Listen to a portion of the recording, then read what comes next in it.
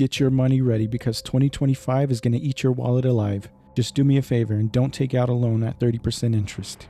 Here are 25 of the most anticipated games of 2025, and they're coming quick. What you can expect with these games is gameplay innovation, ambitious storytelling, and performance that'll make your graphics card cry.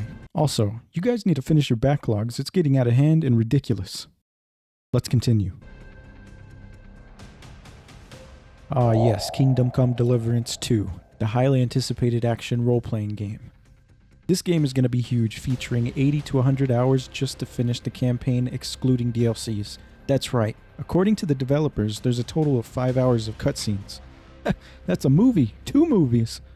The game's going to feature twice as large of a map. It's not one connected map, but rather 2 separate areas that are fully explorable. One aspect of the game is that you constantly have to monitor your food, your sleep. I mean, it's basically a life simulator. With that being said, get your crossbows and your swords ready, because you're going to be dueling with some formidable foes that are armored up, probably better than you, at least until you get good. Made on Unreal Engine 5, Subnautica 2 is here to trigger your thalassophobia. A sequel to 2018's Subnautica and the third game in the series, after Subnautica Below Zero, the world is set on a new planet and will support single-player and a co-op gameplay mode, up to 4 players, making it the first installment to bring multiplayer. What you can expect are new vehicles, new creatures, environments, and a new feature that involves using currents to travel to new areas. Oh, and you'll also be able to modify your DNA to acquire abilities. So if you want to test out your Olympic swimming skills, go ahead and give this a try and let me know how it goes, because I don't like the ocean.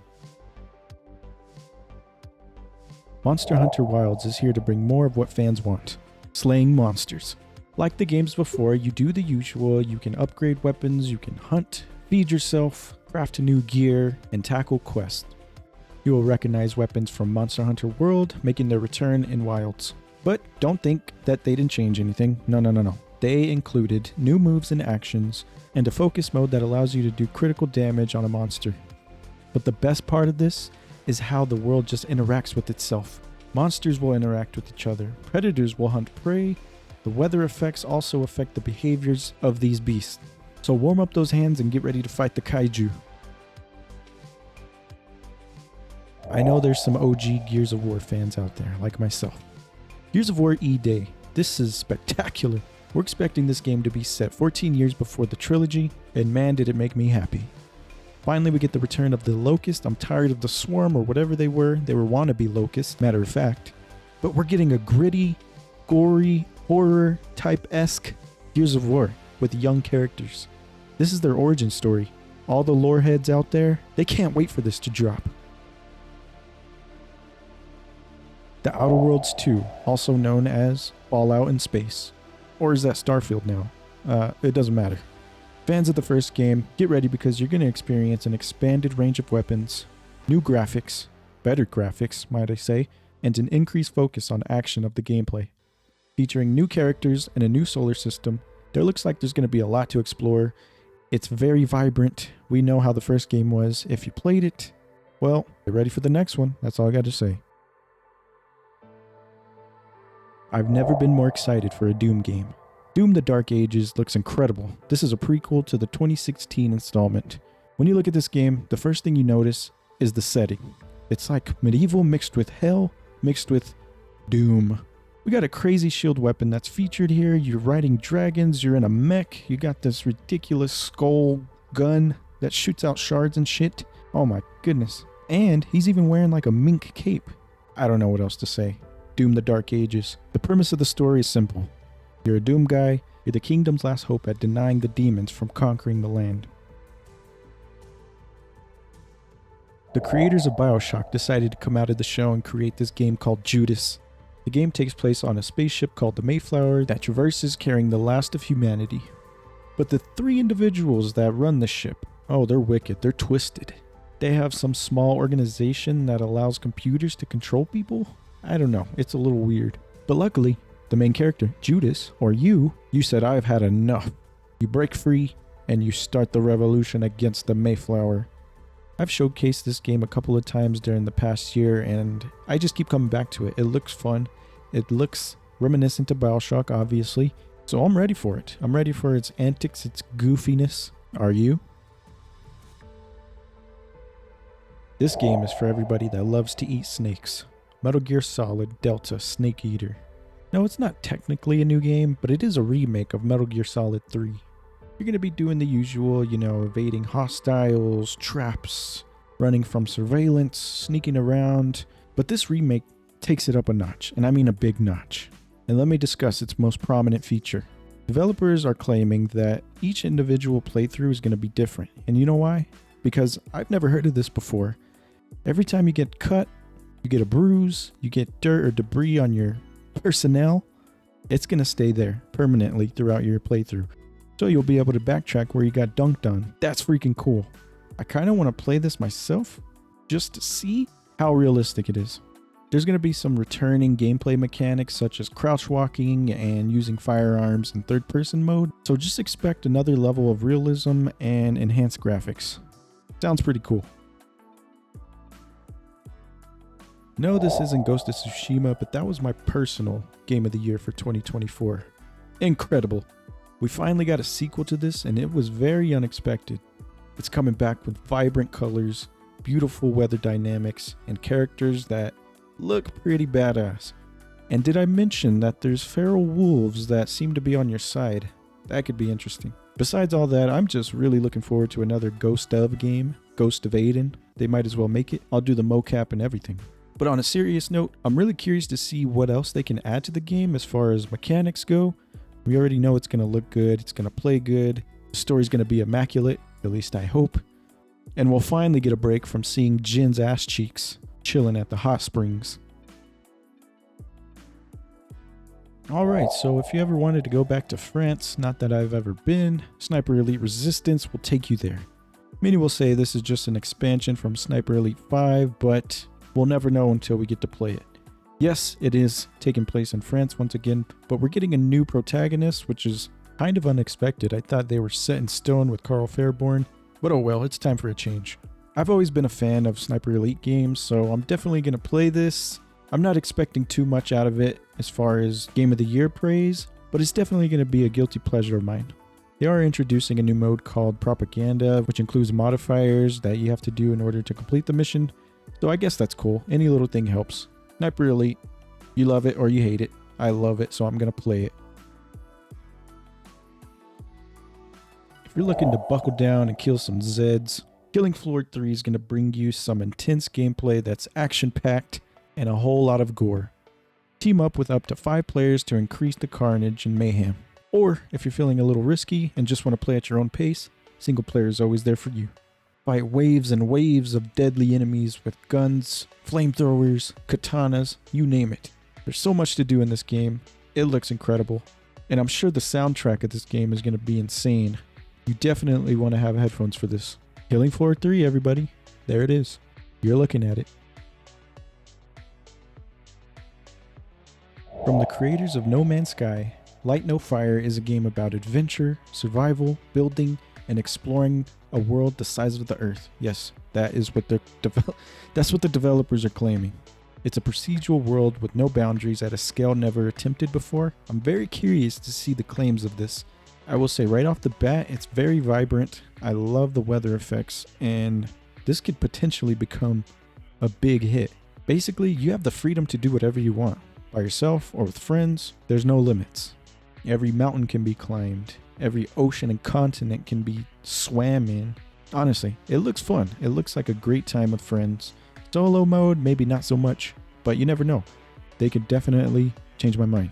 In conclusion, it just looks like a lot to do with the freedom of your imagination. I'm up for it. If you wanted an expanded experience with aspirations to be a delivery person, Death Stranding 2 on the beach is coming to you. That's right, Kojima Productions is cooking up another game about babies and chambers and such walking simulator nonsense. But I gotta say, it looks pretty incredible. Just look at this trailer here. You're gonna be embarking on another journey to save humanity from extinction. Otherworldly enemies are present. Obstacles and haunting questions are gonna be lingering around. Other than that, all I can say is there's gonna be some new characters, and this might be the best looking game that I've seen on this list. Grand Theft Auto 6, everybody. That's it. I would be lying if I said this game looked like crap. Atomfall? Oh my goodness, where were you? The game takes place in an alternate 1957. Basically, a nuclear disaster happens in the area and you have to fight against mutated creatures, cult members, rogue military agents, and the unrelentless robots. Now, this game is called a survival game, but the only thing you really have to monitor is your heart rate and your health, so that's good, right? Collect resources, scraps, craft weapons, and use firearms to defeat your enemies, all while taking place in this beautiful world. I didn't forget about you, Nintendo Switch players, and you should be excited because the Switch 2 is on the horizon. At least we hope. Metroid Prime 4 Beyond. This is a sequel, hence the number 4. Nominated for the most anticipated game at the Game Awards of 2024. There's really not much else other than this trailer here. Same old stuff, new story, new world, and all the Metroid goodness. It was announced that Nintendo restarted the development, which Retro Studios now has the reins. They were the developers of the previous Metroid Prime games, so take that how you will. Who doesn't love Metroid? Co-op Elden Ring. What more could you want? This cooperative action RPG is set in a procedurally generated version of Limgrave. Now, I thought it was going to be multiple areas of the actual world, but Limgrave is fine, I guess. The game's intended to be run with 3 players, but you could absolutely play by yourself. You have to coordinate your attacks over 3 in-game days in order to reach the final boss. Similar to a battle royale, the world of Nightreign features a shrinking map, which resets after players defeat the minor boss at the end of each in-game day. Sounds pretty wicked. This game's going to be huge. No denying that. Let's go to 1900 Sicily. Mafia the Old Country is a third-person narrative-driven game featuring cinematic environments, cutscenes that'll stab you in the heart due to their emotional effect. Now, it's said that this game is more in alignment with Mafia 1 and 2, whereas Mafia 3 was more of an open-world game. What I can say is I believe they're going to nail it with the story, and it's going to be one of those titles where it's just cutscene heavy. And if you're a type of player that enjoys that, then so be it. Kind of hitting me as a game that old fans of the series would love and would connect more with. Assassin's Creed Shadows, Ubisoft's answer to Ghost of Yotei. Now, I'm not here to slander the game based off of certain topics. I genuinely think this game is going to do well. People just like to overreact. But this is the first time, I believe, where you're going to have 2 playable characters, one with each kind of skill tree that they have. We're going to be seeing some new features like the ability to crawl along the ground in a prone position, using a bamboo stick to breathe oxygen when in shallow water, and then you'll see some returning features like eagle vision. Lots of weapons were showcased here: katanas, war clubs, spears, shurikens, kunai, I mean, you name it. One thing that caught my eye about this trailer here is that the world seems to have changing seasons, and I dig a game that can do that. Makes it feel fresh, and you get to see the world in different ways. We're finally getting another Little Nightmares game. If you love the previous 2 games, I'm pretty sure you're going to love this one. It's bringing a new look that I'm excited for, featuring a 2-player system here. Now you can either play with a bot or invite a friend to do cooperative play. I mean, just look at this big doll here. That's an excellent character design. I'm ready for more puzzles, more jump scares, and the creepy lore behind it all. I think we're finally done announcing all the RPGs. No, just kidding. We got another one. Avowed. If you're looking to cast incantations, spells, use a sword, I mean, how original, right? This game's got it covered. With the ability to switch from multiple setups, dual-wield pistols, axes, sword and shield combinations, this game features quite a bit of content. And not only that, there are going to be several skill trees. It's said that the game is not fully open world, but there are multiple large areas that you can roam freely. You can recruit companions to join your party, though you can't romance them, so get that out of your head. Positioned as a reboot, Fable is the first new installment in the franchise since Lionhead Studios' Fable: The Journey back in 2012. You know, the year that everybody said the world was going to end. Or maybe it was just the Mayans. The game is looking to update the series with newer gameplay mechanics and visuals, which is the answer of targeting new players. In my opinion, reboots and remakes are great for people that never got to experience the originals, so I'm not mad at it. There are multiple combat variations that players can take part of, including melee weapons, bow and arrows, and magic spells. Alright, ladies and gentlemen, we got another Bioshock looking game here called Clockwork Revolution. I'm sure you've seen it a couple times, but this is an action-packed steampunk world where you can actually use time travel against the enemy, I guess. Not really sure, but I'm digging the style. The weapons look incredible, actually. If there's destructible environments like that, I am all for it. Looks like the main enemy type is going to be some type of robots, maybe a few humans, but yeah, this one looks pretty cool.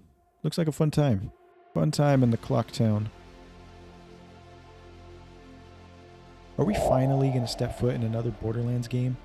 Oh my gosh, I can't wait. Now, nothing's ever going to come close to Borderlands 2, but every time they release one, I'm going to play it. I don't care. Looks like they're going to bring some interesting worlds, enemies, lots of weapons. You know what Borderlands is about. They love their weapons.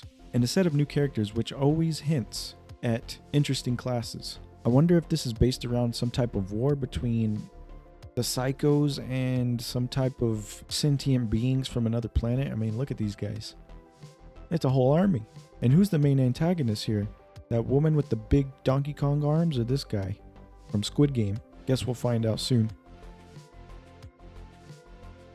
The game where you can literally do anything. I mean, look at this. Just off the trailer, it's a little hectic. There's activities in this game that I wouldn't ever think a developer would put in, such as carrying a goat, climbing through some foliage. Now the fishing, that's pretty cool. But it's like, what kind of game is this? There's just so much random stuff happening that I don't know. I don't fully understand what direction it's heading, but it looks pretty fun. For some reason, I just imagine myself, every time I load up in this game, I'm going to be doing something different. I'm going to be a professional snowboarder. And in my next playthrough, I'm going to be a world-class chef. I mean, the opportunities are endless here. In seriousness, though, Crimson Desert looks like it's going to be a demanding-ass game. I don't know. But it looks fun, and I'm up for it. So there you have 25 games that are coming for your game library. So you better watch out. Pick wisely. Now, I know there are hundreds of games that are still coming out this year that I did not mention. And I'm sorry if I didn't include it. But feel free to include it down below. And I would love to hear what you guys are going to be playing this year.